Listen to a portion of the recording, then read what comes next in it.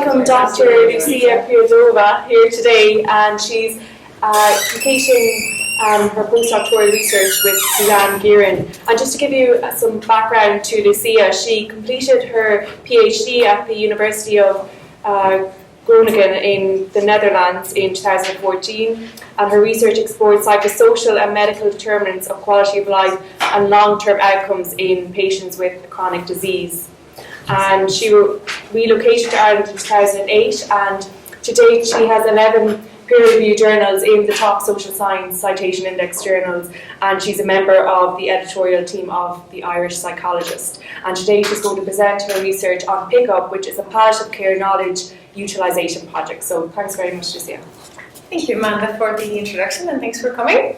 I'll try and keep this short and sweet because, as you can see from the title, our project is still ongoing. So I'll just talk you a bit through the background and the methodology of the project.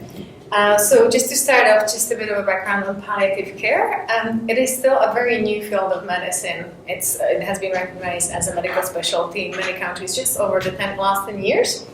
And the WHO defines it as an approach that improves quality of life of patients and their families when facing problems associated with life-threatening disease through the prevention and relief of suffering by means of early identification and impeccable assessment and treatment of pain and other problems, physical, psychosocial, and spiritual.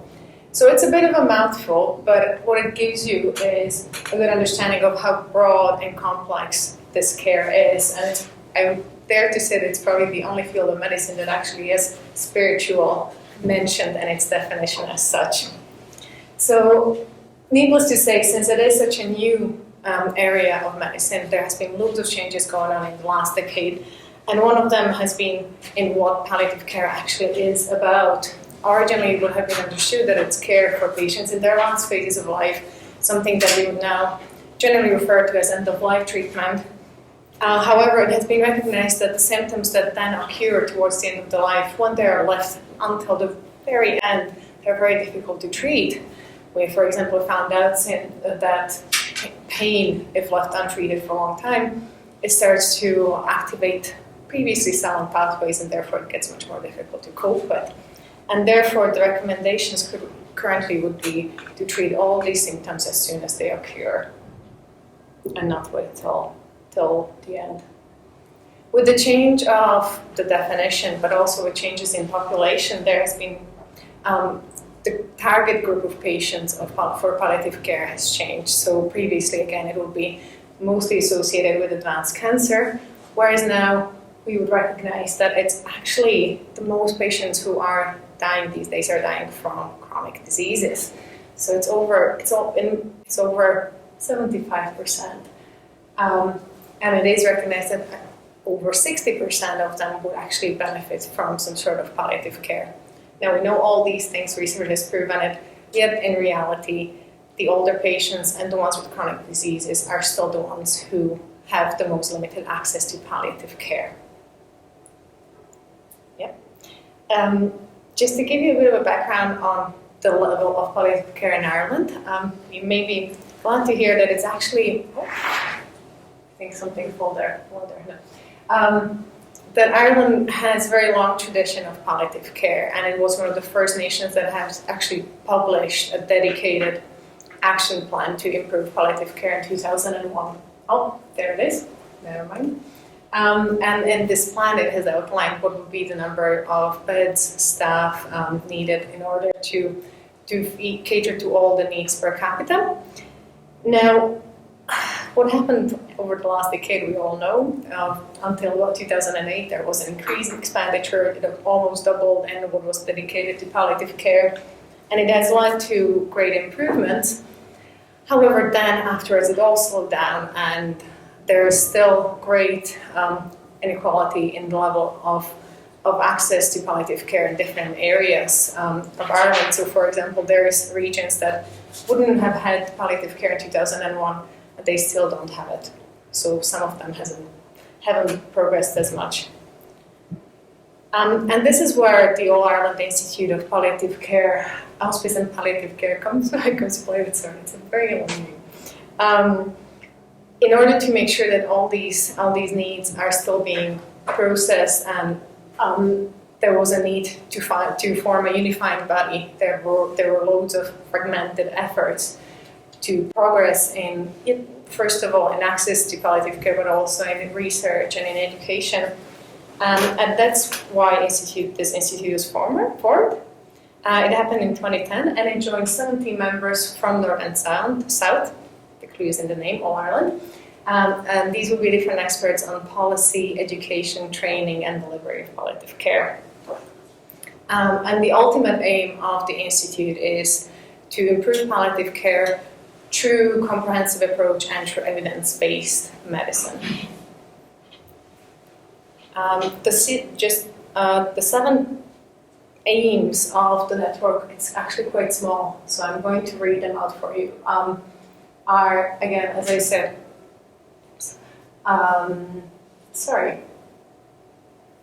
is increased information, education, also access, increased activity in policy adoption, public awareness, innovative research, and also networking. So making sure that all the centres within the island communicate together in order to improve the overall level of care on the island of Ireland. Our project is actually funded by the Institute, and it was knowledge transfer as such, and was identified as one of the key problems in order to improve palliative care. So what is knowledge transfer? It's a bit of a buzzword these days, isn't it? And you can probably see it in a lot of articles, and it's thrown around. Ultimately, it means applying research findings into practice, and according to a number of government bodies, currently takes up to 10 to 20 years before sort of research findings, so a paper that you publish, is routinely applied in clinical practice. So if you think of it from the point of lifespan, it's a very long time, and this is partially due to the large volumes of research that are being published, and partially also because of the policies and how long it takes to actually make changes in healthcare. Now, there is currently over 60 different models and over 100 definitions of what knowledge transfer is. And just to give you an idea, some of them will include diffusion of innovation from Rogers, or PARIHS, or knowledge to action framework. And just to demonstrate what some of them look like, again, it's quite small, but I'll talk about it a little bit more. This is, for example, the Ottawa model of research use. So it's one of the eldest ones. It was published in 1998. And it is still widespreadly used throughout Canada. It has been upgraded since, but just for the demonstration purposes, we're going to use this one. And the whole idea about this model is that if you are trying to implement any sort of innovation, it should be anchored in continuous process of assessment, monitoring, and evaluation of outcomes. So on this part, you need to consider all 3 areas. So what is the innovation, who are the adopters, and what is the environment? So what would be the potential barriers on all those 3 levels? And the whole idea is that once you assess those barriers, you can tailor your implementation according to them to make sure that the implementation is adopted correctly. Once you start the implementation process, you again have to monitor the adoption. So first of all, to make sure that those who are meant to be using it know about it, and that there is no additional barriers ongoing. And finally, you need to be also able to monitor the outcomes. So has the innovation produced the outcomes that you were hoping for or not? And is there any need to change it throughout the process and start all over again? So you might be thinking, okay, well, there are 60 models. This one looks quite complex. Why do we need to look into it?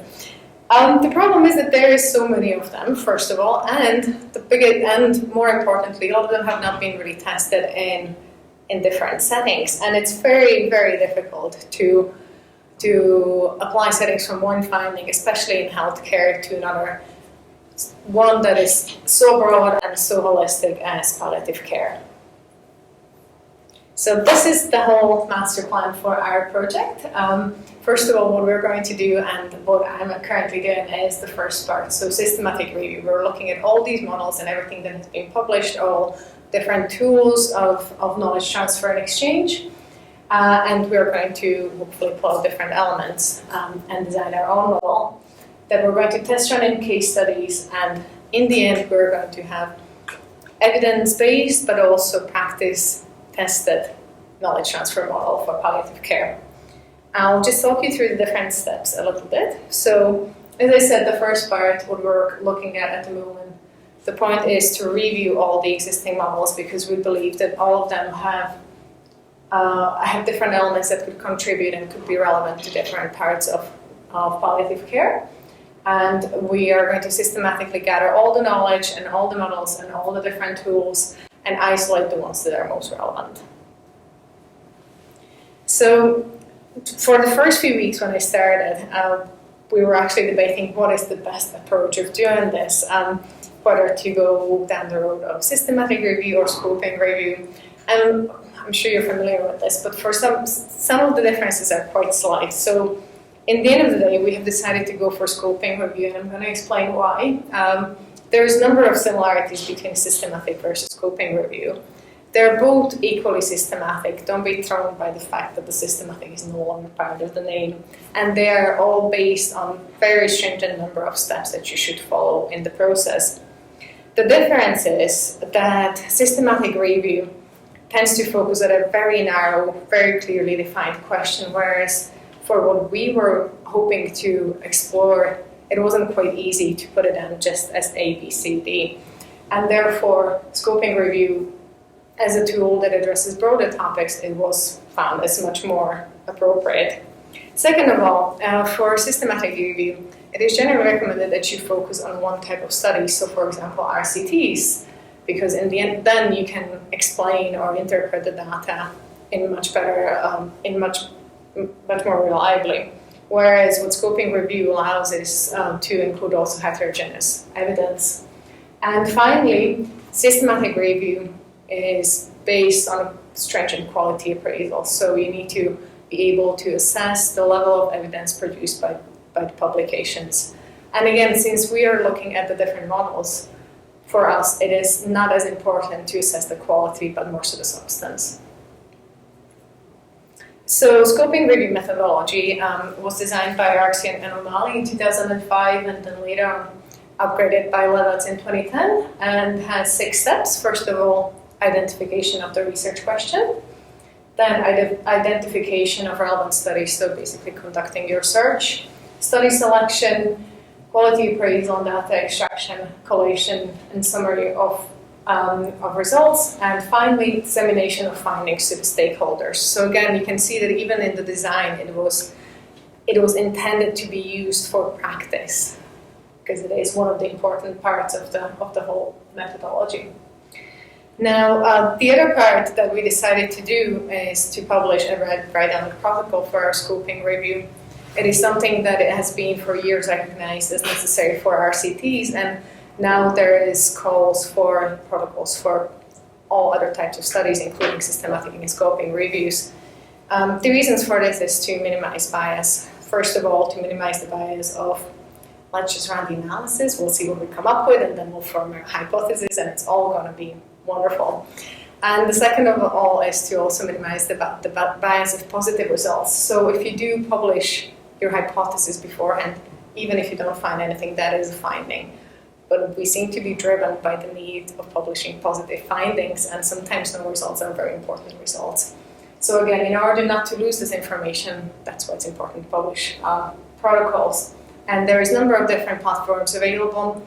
One of them would be Prospero, which is a database based in University of York, or some journals publish protocols. And we have actually submitted ours in Journal of Advanced Nursing, and hopefully should know by December if it's going to get published. So moving on from formulation to search strategy, we have our search strategy included 4 terms, one of them and their variations. So model, sorry, I'm talking very fast, I need to slow down. Such as knowledge transfer, framework, and healthcare. So again, we're looking at specific knowledge transfer in healthcare. And we searched the 6 main databases.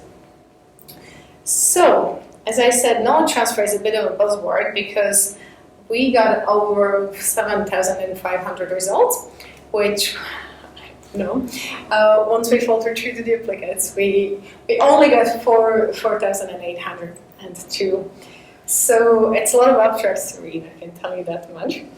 Now, what we're looking for in these abstracts is that they have to introduce an original explicit knowledge transfer framework and also at least indicate that there will be a description of this framework in it. So we had a big discussion about including abstracts that refer to versus relate to knowledge transfer, so it has to be specifically mentioned within the abstract in healthcare setting and should also use this model to practice, so it shouldn't be just a purely theoretical paper. For obvious reasons, we're looking at articles only published in English and in peer-reviewed journals. We thought that may narrow the number down, but it didn't necessarily work that well. So, currently, as you can imagine, we're still going through the abstract, and prior to reviewing all 4,000 of them, and in order to fine-tune the different inclusion and exclusion criteria and the way we look at the abstracts, we have run a sample abstract review. So myself and Suzanne looked at 156 abstracts and excluded the ones that were obviously irrelevant. And we had a level of agreement of 77%. So just to explain, both of us would be looking at yes, maybe, no. So the 77% is exact hits. So if it was yes, maybe, that would be evaluated as disagreement. Saying that the abstract said would be yes, maybe would have been later on included in the full text review. So here is what the numbers look like at the moment. So if these 160 abstracts are anything to go by, we would be excluding over 88% of them. And we would include so far only, 7, and there would be another 7 that we would need to have a discussion about or ask the third reviewer to see how they feel about the inclusion or exclusion of these abstracts. So although right now we have a high number, the hope is that it may not be as high for full text review. So the next steps, once we go through all the abstracts and we go through all the full text reviews, we will start to extract the data. So obviously we'll be looking at the most relevant data for our study, which would be the general information, the study details. We'll be looking at the framework, but not only that, also what were the different methods that were utilized within the framework, and as well, what were the outcomes, and was there any outcomes evaluation or any suggestion for practice.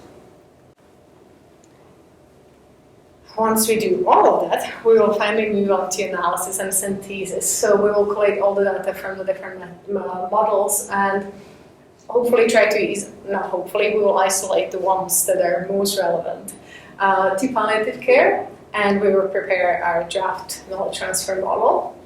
That will be then stress tested in case studies. So that will be the next step of that little triangle. So as you can see in the diagram on the left, we will be looking at the different context messages and tools within that, within our design knowledge transfer framework, and test run it in pilot studies. And the hope is that eventually we will come up with a model that will be tested by practice, something that will be relevant to palliative care, different settings of palliative care, not just nurse to patients, but also family members, the patients themselves. So it should be as applicable as possible. Now, on to the conclusions of what we've learned so far. I strongly believe that scoping review, although still is very systematic, offers more flexibility than systematic review. For our needs, it seems to be the ideal tool, and if you're not very familiar with it and you're thinking of doing systematic review in the future, it's something to consider. I think at least have a look. It might be quite helpful.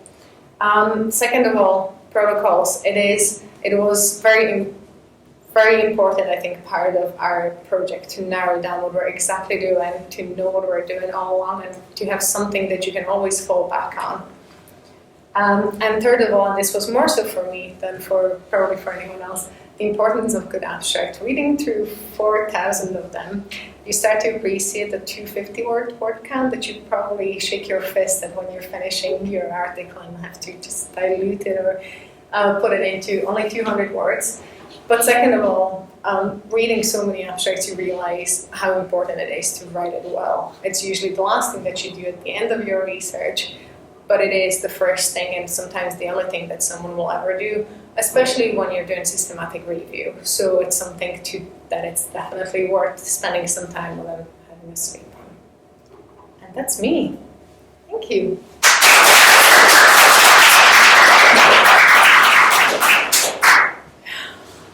Any questions? I know I sort of flew through it and I do apologize, so if you need me to, yes, go on. Hi. Congratulations on your slide and on your talk.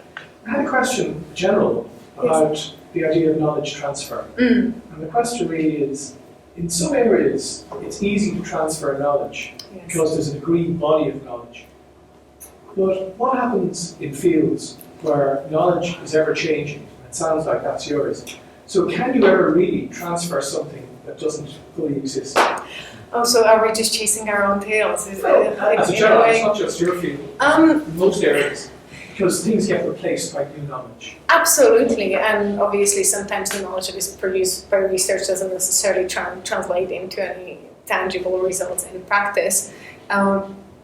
Saying all that, I also do think that there is a way how to speed up the process, and it is ever so important to make sure that I think the level of care keeps up with the findings that we have at the moment. I know some of it is not necessarily because of the difficulty of translating it into practice, but there is all other policy issues and so on. But I do think that due to the huge volume of research produced, it can be quite an overwhelming experience for professionals to be sifting through and finding new, more effective ways, because again, how would you know, right, if there's so much of it?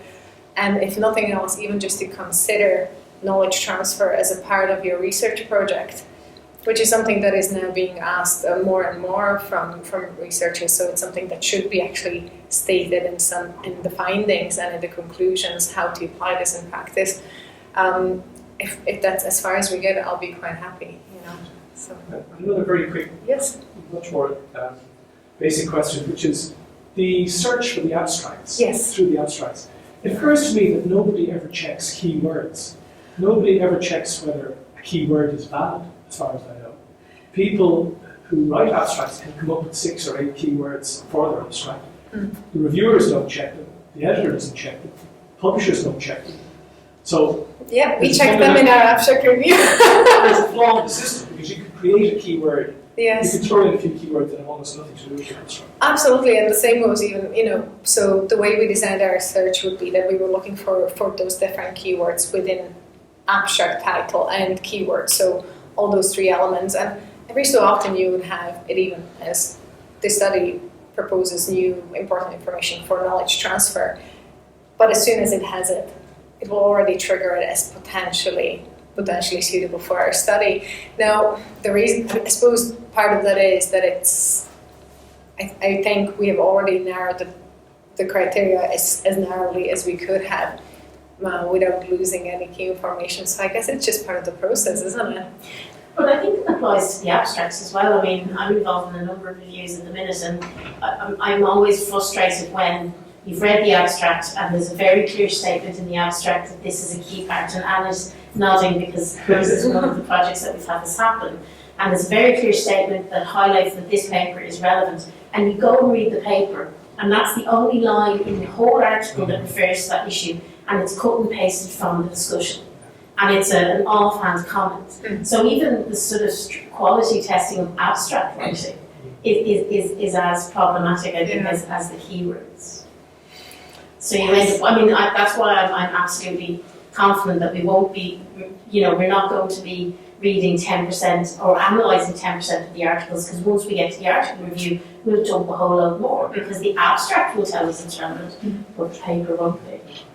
And I'm sure the reverse can also be true, where something you're talking about it might be in the text but isn't in the abstract, so you might have history relevance articles also. And that's a real sort of guilt issue, because if you trust the system and it's not in the abstract, well then you don't go second guessing the system. Most reviews will include that secondary reference check where you read the references of the paper, as you probably know, and you look to see if there's anything you've missed there. but you sort of have to trust the system, really, don't you? Yeah, I think something that Suzanne told me early on was you look at it as a study of your criteria set. If these weren't papers, but they were students, and you have the age group set, you wouldn't be looking over, maybe we should put in the 16-year-olds as well. You know, it would be interesting to see, because at the end of the day, it is a study, it has design, and it's clearly set, so just go with it. Yeah. Obviously, once set reasonably. So, yeah. No, thank you for your questions. And I wish I had more answers too. I just was interested in the definition of palliative care and how it extended from, because I must say my initial idea was a more limited sort of end of life treatment, but you showed that it's extended. But I was surprised to see it as extended to the idea of family being included. Is that right? Mm-hmm. Is that potentially more confusing? I'm just thinking occasionally I would have thought the interests of the family might entirely coincide with the interests of the individual patient, and then also who defines who's in the family, and what, particularly with extended families, but there are also sort of second families and so on. So is that potentially difficult, or maybe that's very straightforward? I never really thought of palliative care as directly involving the family as the first issue of concern. Well, I suppose if you look at the new definition, that would be focused at chronic diseases. Some of these issues can be ongoing for years. So, you know, somebody diagnosed with Alzheimer's should be actually referred already to palliative care unit as well to target all the other symptoms. And in that case, I think it's very important to address the issues that may be going on in the family and the challenges that they have when dealing with the illness of their close one. I don't think that there is this definition of what families, and especially in this day and age, I think it's becoming more fluid as of who is included. I think it's generally whoever the member thinks is relevant, or whoever comes forward. But I also, so that will be my answer to it. I don't know if you have anything to add to it. I think it links back to that whole idea of palliative care not being about end of life, because when you have a disease that's progressive and you have that approach that will introduce palliative care early on, the care plan that will be developed for a patient will include, from a palliative care perspective, will ask about family members and will gather an awful lot of information. And particularly when the palliative care involves home care, where the family are going to be very hands-on involved in the home. I think the discipline is very aware of those issues. There's no perfect solutions to it, but there is a recognition that when they're dealing with it, the family are part of that process. But it is when the palliative care approach is introduced as early as possible, that's when you can actually plan for it. You mentioned there was 60 types of knowledge transfer models, and from your systematic review to date, have you come across one model that keeps coming up from your review? Yes, there is this one actually. The Ottawa keeps on coming back for two reasons: because it's so old, and because it was designed in Canada, and they were one of the first nations to embrace the idea of knowledge transfer, and it has been actually, I think it was the model that was recommended by the nursing and the health body to be used in research. So this one has come up a few times. Then there will be the PARIHS model that was designed by Kitson, and also knowledge to action model. Again, there is few of them, and in the end of the day, the people who designed this Ottawa model have later on designed knowledge to action model. So it seems like it's an evolving process for many, that it is being stress tested with time as well. So yeah, but I'm curious to see how many we'll find actually. I mean, as I said, many of them you'd find just one article that will be introducing this new revolutionary way of applying research findings into practice, and you never hear of it again. So I guess we'll find out. So what would you call this kind of work? I mean, it obviously has overlaps with health psychology, but it's also kind of epistemological. It is public health. Too. It's. I mean, if it has to be categorized for, say, funding, what does the primary category tends to fall into? Actually, where you'll see it really commonly is health services research, because that idea of its application of knowledge, and in fact the HRB has started including a knowledge transfer question in its application form. So I think the knowledge transfer piece is really health associated. So I think health services. Yeah, but I can research. see why, because at the end of the day, it's a review of theoretical models, isn't it? But the review will be based on their proven application in practice, so it's going to be a mix of both. And is that why you decided to register then with the Journal of Advanced Nursing? Yes. Was that a deciding factor? Well, that would be one of them, and the other one of them would be that they're probably the only journal that publishes it without fee of $2,000. So that was quite a decisive element in the process. But look at a lot of journals where the fees were very high. Yeah. The other thing that I think is relevant for people to keep in mind is because our study was funded, the paper's not going for peer review, it's only going to be editorial review. Because the editorial team are satisfied that if the project has been evaluated for funding and has been awarded funding, that it's obviously passed a number of hoops already. So it's only being reviewed by the editors. But if the purpose of the pre-publication is just that you don't shift your hypothesis sort of opportunistically afterwards, why not just make it a working paper on the university website? Why does it have to? I'd say we could do that later on as well, but I do think that it's very important to also disseminate the information of things that are going on right now, because it is such a key issue and it still is ongoing. And I know our project is over next year, so we will have results by the time it's finished. But I don't think there is any harm in also, I suppose in letting the rest of the community know what the process is, because at the end of the day, once you've read the paper, you rarely include all the additional materials, the step-by-step process, and I think it's very important to publish research that is actually reproducible as well. And it's a publication. It's a journal that's wide read. It's got a decent impact factor. They publish protocols. They're so happy they don't need to peer review them. So I think if it was rejected by the journal, it'd probably end up as a working paper. But I think it is more that idea, as you said, that this is what we're going to do. Whatever we find is whatever we find, and this is what we're going to do. And I have to say, it's evidence of Lucia's skill. I wouldn't have come across protocols for systematic reviews being published in that way before. Protocols for trials, but not systematic reviews. So it's definitely worth a look with a very carefully designed piece of work. Well, it comes back from Cochrane, because that's exactly what they do, right? You need to publish the protocol beforehand. The difference is that systematic review, if a good one, and especially if you have such a big question, will take at least 3 to 4 years to complete, which is not something we can do. So that is, It'll take me that long to read 4,000 abstracts. Oh dear. Yeah, some of them. I don't know. So I have another question following on from Amanda's point. Yes. There were over 60 models.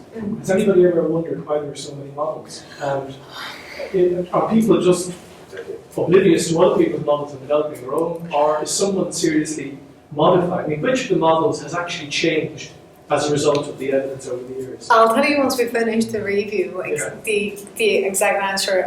I think there's 2 groups of researchers. Some of them would be improving models that have been found previously. Some of them would be tweaks of previous models used for specific practice. So, for example, using this model for mental health with different changes or even more specific elements. But I also do believe that to a great extent, us as a researching community, sometimes when presented with problem, our first reaction is to produce more research rather than actually look what's out there. So that could be another part of the whole issue. Everyone likes their name on something. That's it. Yeah. You won't be calling yours the hook to that model. Why not? It's just so easy to pronounce, isn't it? Yes. No, it is.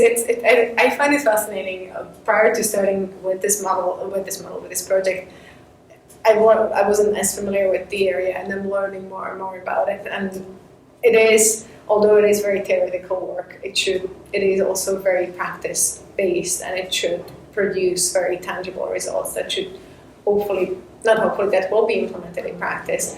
That's one of the reasons why the institute actually called for this project, and their hope is to use the model within their research findings and within their research cases. So it is not something that hopefully will be gathering dust somewhere in a database, but it will be even if not used for publication, it will be used in practice within Ireland. So, and that's more than I can ask for. And that's something that some people might be interested in. The Institute has a Palliative Care Research Network, which has developed out of the funded research. So there's initially 8 funded research projects, of which we're one. But the Palliative Care Research Network is there to bring groups together, and we're going to use them as our case studies will be drawn from network projects so that we'll be able to look at them. But if anyone's interested in this area, or even associated areas, the PCRN are really committed to bringing people with shared interests together. So it's constantly developing and adapting.